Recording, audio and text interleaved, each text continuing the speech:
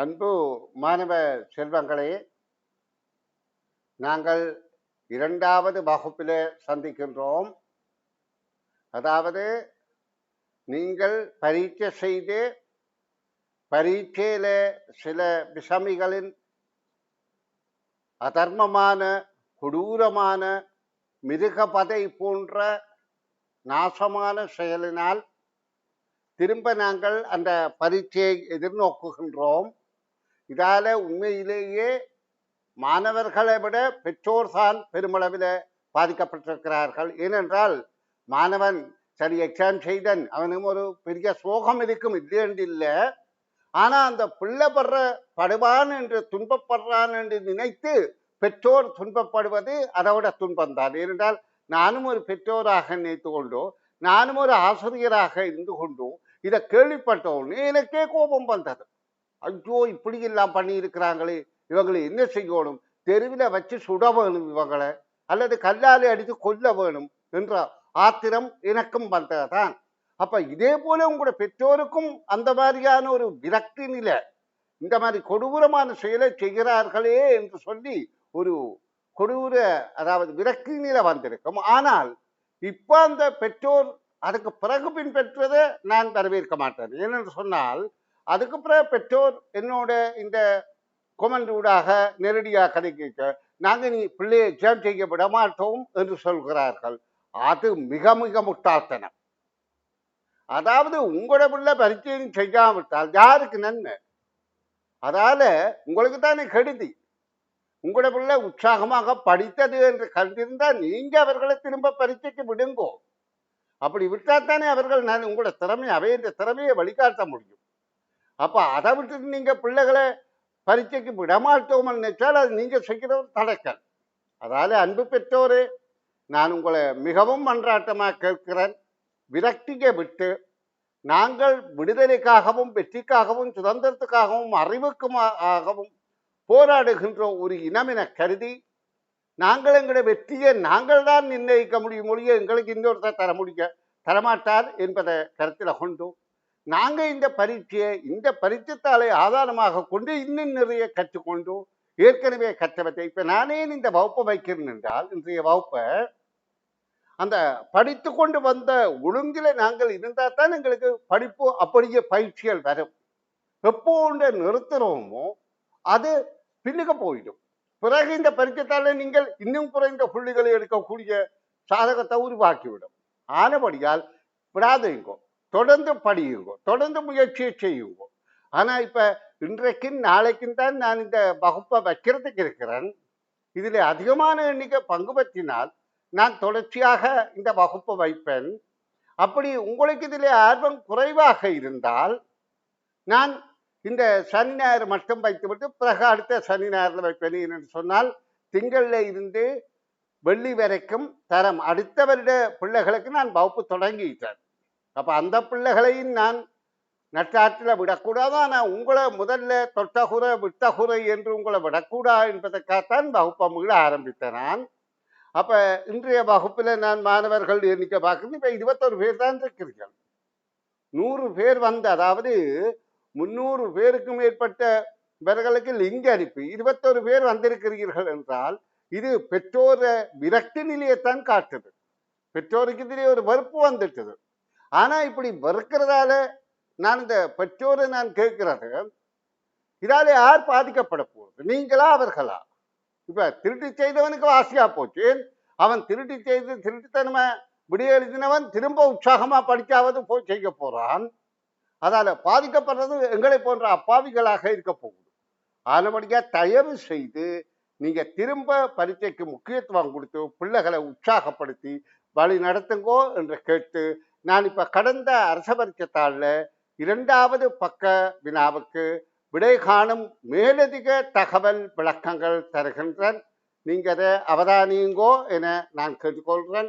என்னத்துக்காக நான் இப்படி செய்யணும் என்றால் இதனூடாக நாங்கள் நிறைந்த அறிவு, இன்னும் கொஞ்சம் விசாலமான அறிவை பெற்றோம். அதாவது இந்த பரீட்சைத்தாளில நாங்கள் விசாலமான அறிவை பெற்று அதை நாங்கள் பயன்படுத்தி இந்த பரீட்சையை இன்னும் சிறப்பாக எதிர்கொள்வோம். அதான் நான் உங்களுக்கு சொல்றது. தடைக்கல்ல படிக்கல்லாக நினையுங்கோ.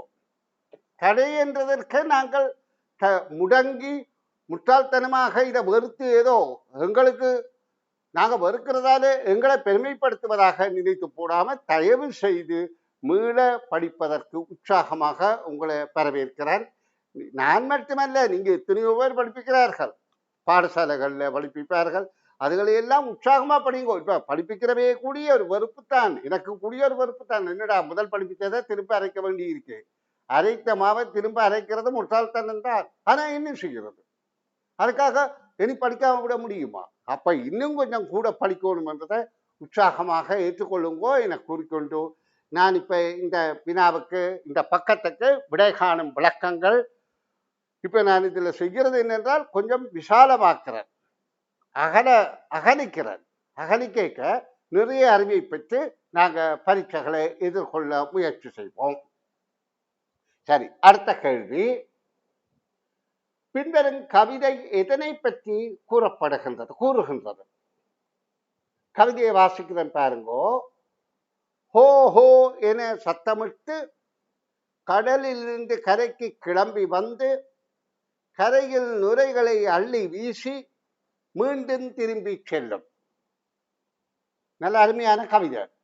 ஹோ ஹோ என்று சத்தத்தோடு வருகிறது, கடல்ல இருந்து கரைக்கு வருகிறது, கிளம்பி வருகிறது. அதுவும் கரையிலிருந்து கரைக்கு கிளம்பி என்றால் அந்த கடல் மட்டத்தை விட நல்லா உயர்ந்து வந்து கரையில நுரைகளை அள்ளி வீசி, அது இப்ப அந்த தண்ணி தான் வருகுது, காற்றால மேலே எழுந்து வருகிற வேகத்துல அது அந்த தண்ணியோட காற்று சேர்ந்து குமிழிகள் உருவாகுது.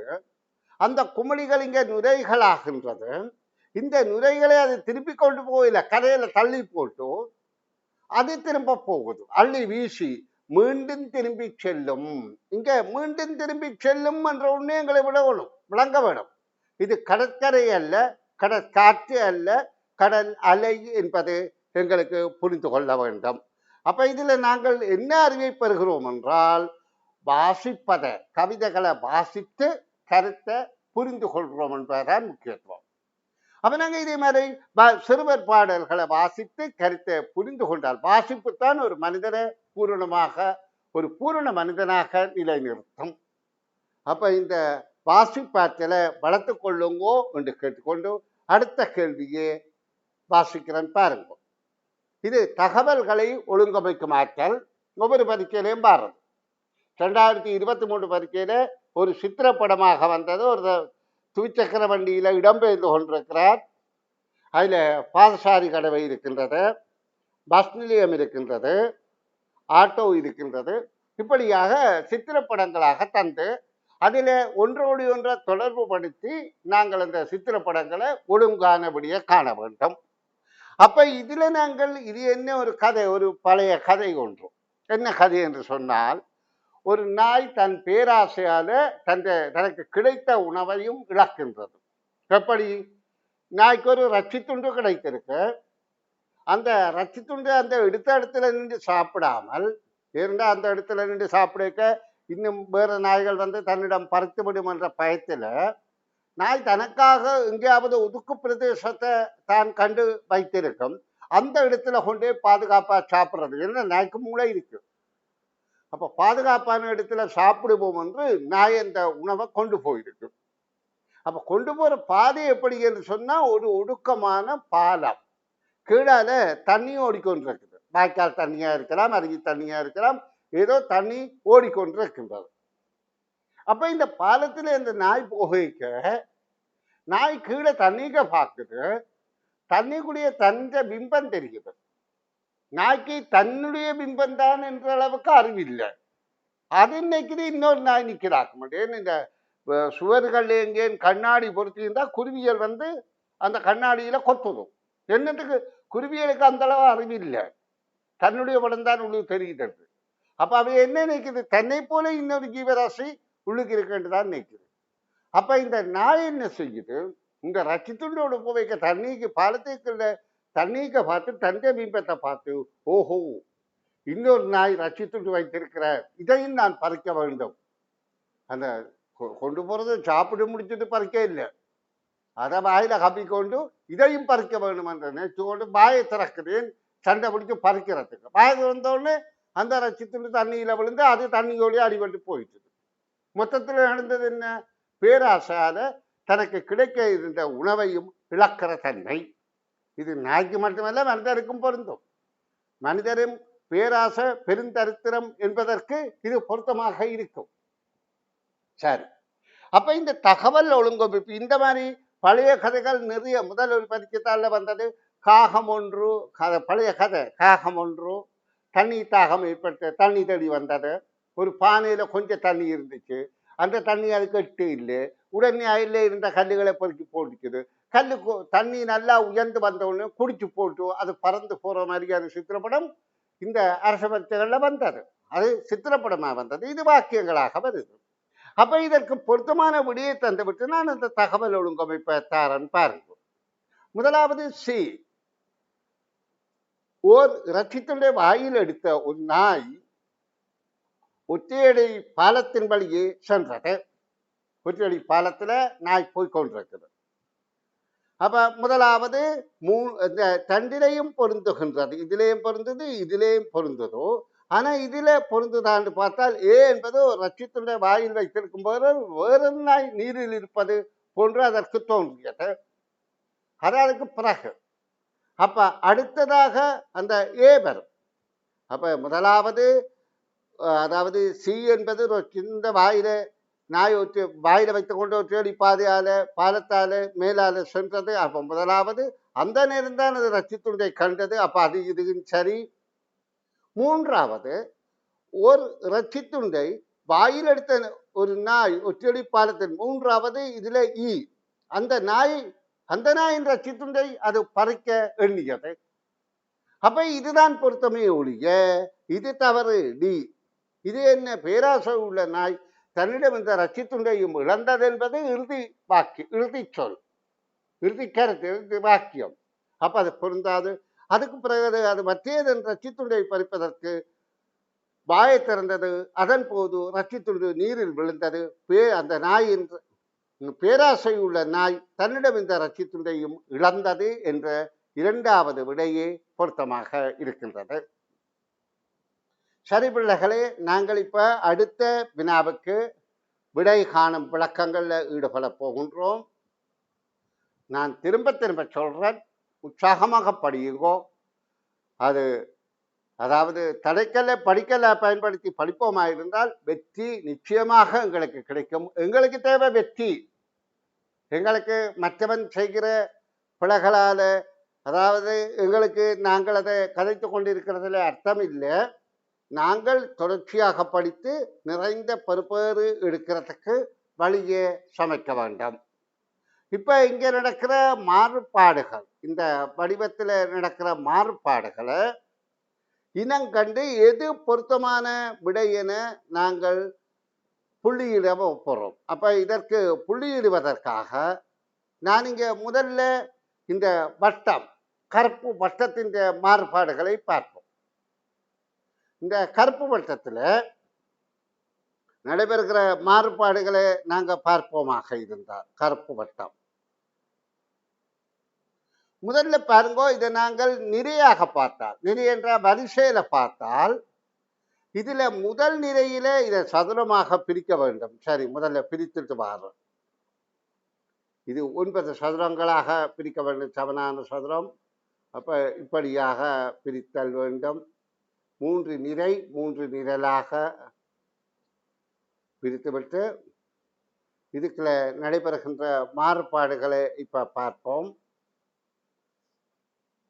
முதல்ல நாங்கள் கருப்பு வட்டத்தில் நடக்கிற மாறுபாடுகளை பார்த்தால், முதல் நிலையில இந்த இடத்திலே அந்த கருப்பு இருக்குது. இதை நாங்கள் திசைகளை அடிப்படையாக வைக்கிறோம். அதாவது 4 பிரதான திசை, 4 முக்கோண மூலை திசைகள், நடுவில் உள்ள பிரதேசத்தை வைத்தால் 9 புள்ளிகளை ஆதாரமாக வைக்கும். எப்படியாக? அதாவது 9 புள்ளிகளை நாங்கள் இப்படி, அதாவது இந்த மாதிரி நேர்கோடு, கிடைக்கோடு, நிலைக்குத்துக்கோடு, 2 சாய்கோடு, இதை ஆதாரமா வைத்து நாங்கள் அப்படியே சரியாக பொருத்தமானதாக கண்டுபிடிக்கலாம். இந்த மாதிரியாக கண்டுபிடித்து இதுக்குள்ள நாங்க நடு இடத்தை இப்படியாக நாங்க நடு இடத்தை குறித்தால் இதுல மொத்தம் 9 இடங்கள் இருக்கின்றது. 9.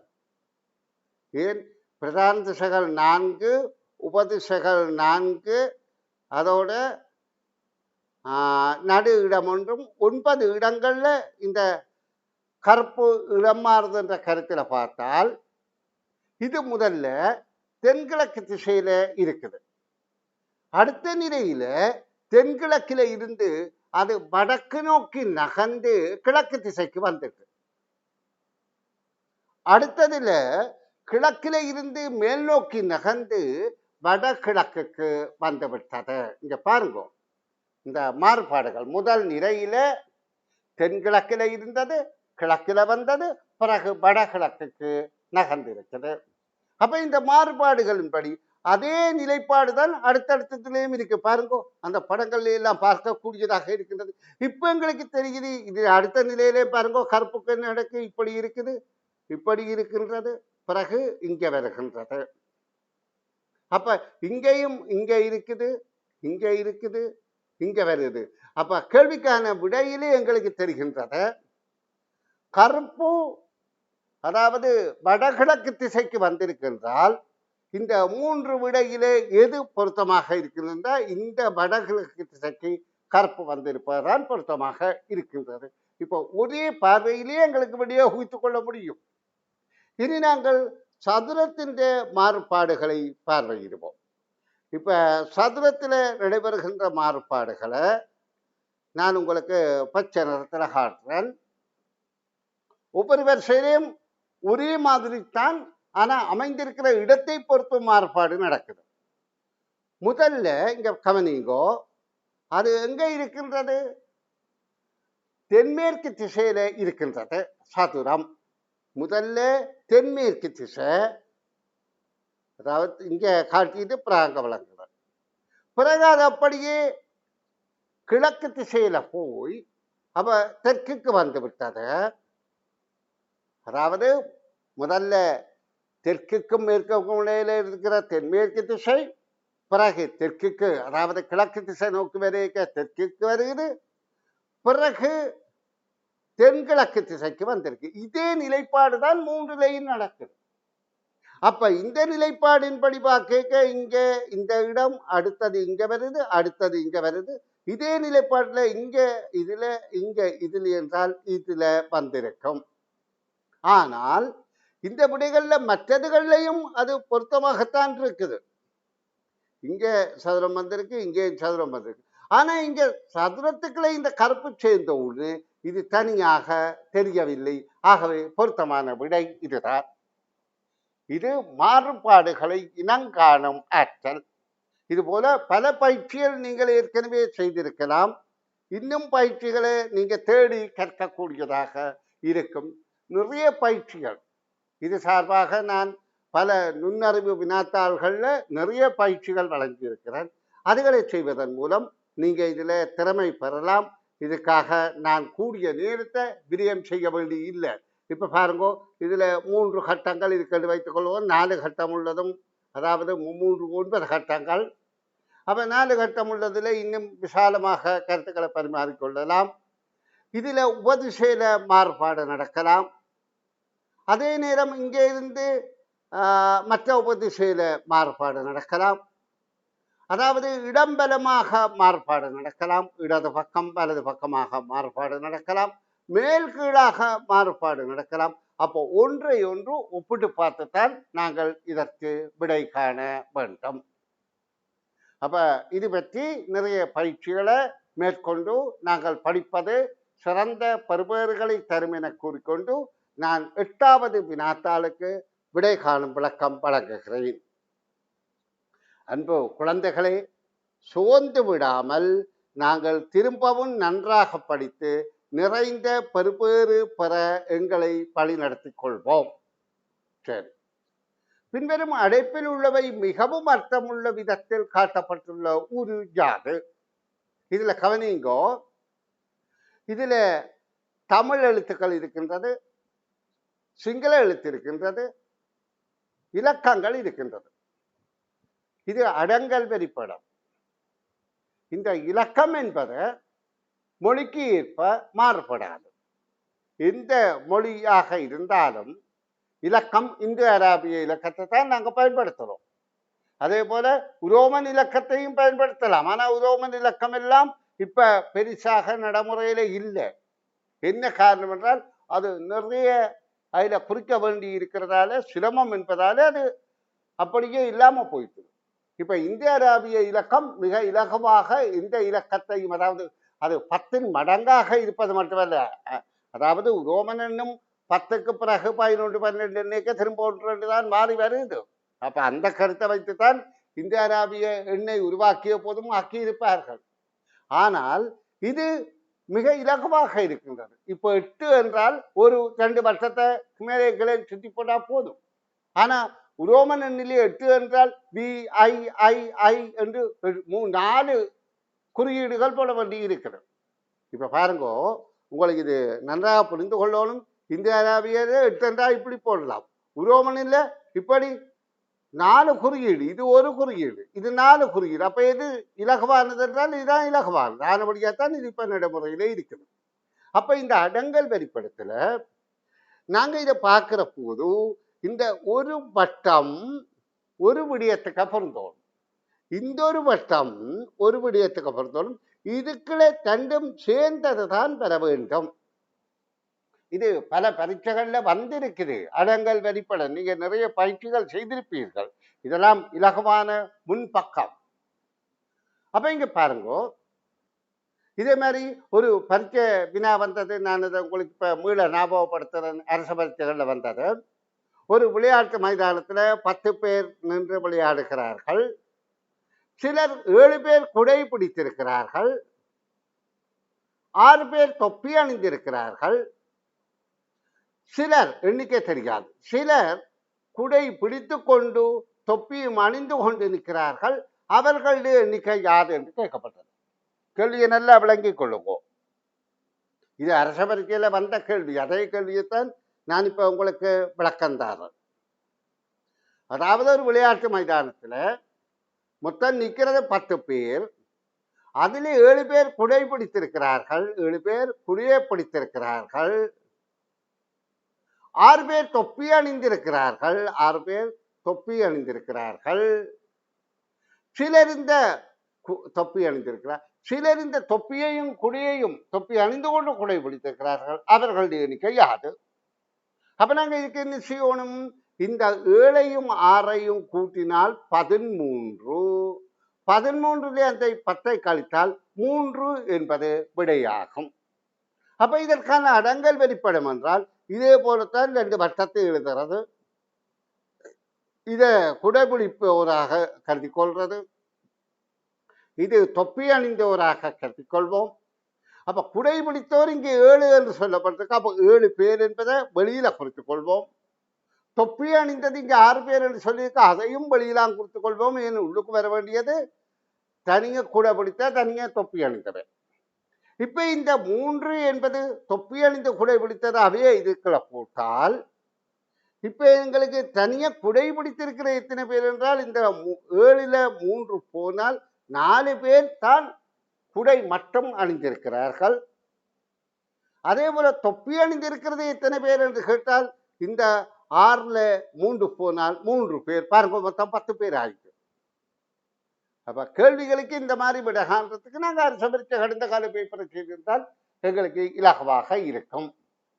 இனி நாங்கள் இதில் இப்ப இந்த கேள்வியிலே என்ன தாற்பயம் என்றால், இது சிங்கள மொழி பேசுபவர்கள் அல்லது சிங்கள எழுத்துக்களை இலக்கங்களை பயன்படுத்துபவர்கள், இது தமிழ் மொழி இலக்கங்களை பயன்படுத்துபவர்கள். ஆனா அவர்கள் 2 பேருமே இந்த எண்களை ஒன்றாகத்தான் பயன்படுத்துகிறார்கள். அப்ப இந்த விடைதான் பொருத்தமானது. ஆனா சிலர் என்னென்றால் ஆனா என்பது சிங்களத்துல தமிழ்ல ஆனா, மானா என்பது மயன்னா என்பதாக தவறாக கருதுகிறார்கள். இது தவறு. அதே போலதான் இதுக்கும். இதுல இது 2க்கும் பொதுவானதா இல்லை. அப்ப இந்த விடையும் தவறானது.